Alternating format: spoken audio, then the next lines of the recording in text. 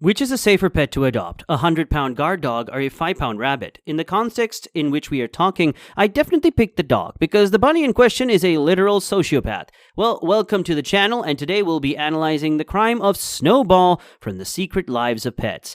Snowball is at first a cute-appearing bunny rabbit that you definitely want to pet, but beware, he is the rashest furry creature you'll ever come across in Illumination's long list of animal characters. Snowball is an abandoned pet who hates domesticated pets and their owners with all his heart. His hatred is credited to the fact that he was abandoned by his previous owner, who used him as a birthday party animal. Snowball vows to mess up the lives of every pet and is very motivated to do so. He is agile and smart, but his hyperactive tendencies sometimes do him more harm than good.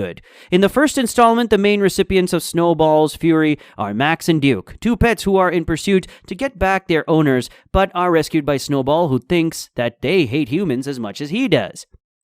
Upon discovering that they are phonies, Snowball is disgusted by them and tries to hunt them down, leaving behind hundreds of messes all around the city. But what if Snowball committed all these crimes in the real world as a human? Well, the first charge he would face would be assault. He and his sidekicks assaulted the stray animal catcher, and if found guilty, they could end up in a country jail for up to a year. But if the judge decides to classify Snowball's actions as aggravated assault, he might actually be looking at an increased sentence.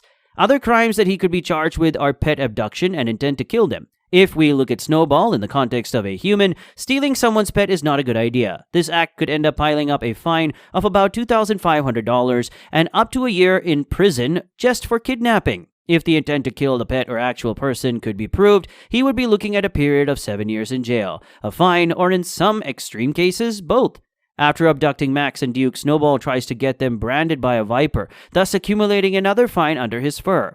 The punishment for this would end up being interpreted differently by different judges and courts, but for the most part, if the branding was done without their consent, and in the case of animals, there's no consent at all, it could be interpreted as assault, again leading to a year in prison, a fine, or both. The crimes we have discussed so far are on the lower end of the spectrum, endangering only a few lives. Some actions of Snowball, like the truck hijacking and damaging public property, could be considered a gross violation of the civil code, endangering numerous lives in the process.